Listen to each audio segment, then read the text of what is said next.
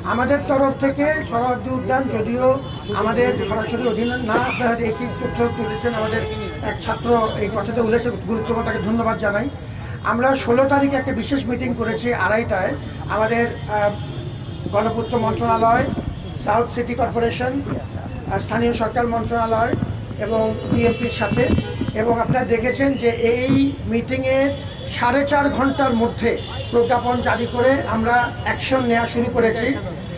ইতিমধ্যে আমাদের পেছনে রাজুর পেছনে যে দেয়াল পার্মানেন্টলি বন্ধ করে দেওয়া হয়েছে, নিয়মিতভাবে রেইডের প্রক্রিয়া শুরু হয়েছে। অলরেডি 2বার রেইড হয়েছে, কিন্তু এর আগেও আমরা রেইড করেছিলাম। এটা করার দায়িত্ব মূলত সিটি কর্পোরেশন এবং আমাদের গণপূর্ত মন্ত্রণালয়ের, তারা সেটি করছে, আমাদের প্রতিনিধি তাদের থাকছে। এবার একটা বিশেষ কমিটি তারা তৈরি করেছে যাতে এই অভিযানগুলো যেন নিয়মিত করা হয় এবং ফলাফলগুলো পর্যবেক্ষণ করা হয়। আর এছাড়া পর্যাপ্ত আলোর ব্যবস্থা করা, লাইটিং এবং সিসিটিভির ব্যবস্থা করা, এই দুটো সিদ্ধান্ত নিয়েছে। তারা ইতিমধ্যে কাজ শুরু করেছে।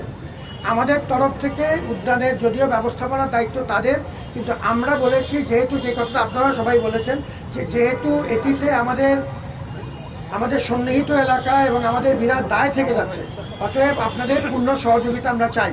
এখন পর্যন্ত সরকারি সহযোগিতা এই ক্ষেত্রে পাওয়া গেছে, তাদেরকেও ধন্যবাদ জানাচ্ছি। আমরা নিয়মিত করছি। আমরা আবার জানে কিছু রেস্ট্রিকশন দেব, আপনারা সবাই সহযোগিতা চাই। আমরা এর আগেও দায়িত্ব নেওয়ার পর থেকেই যান নিয়ন্ত্রণের চেষ্টা করেছি, বহিরাগত নিয়ন্ত্রণের চেষ্টা করেছি। আমাদের সাকুল্যে 17 জন স্টাফ আছে এই প্রক্টোরাল টিমে।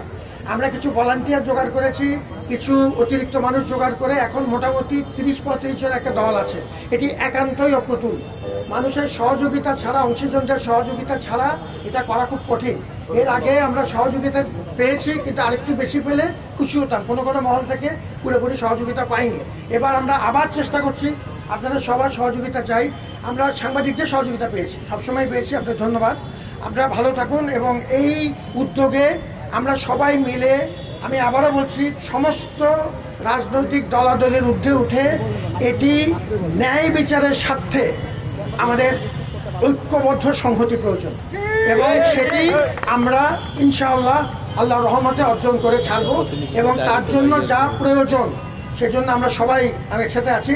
আমার প্রতিনিধি হিসাবে এই কার্যক্রমে আমাদের সম্মানিত পরিচালক আইআর সার্বক্ষণিকভাবে থাকবেন, এবং আমাদের সিনিয়র অধ্যাপকদের 3-4 জন এখানে জড়িত, প্রভোস্টদের একজন জড়িত, আমার প্রক্টোরাল টিম, আমরা সবাই এই প্রক্রিয়াতে সংহতি প্রকাশ করছি।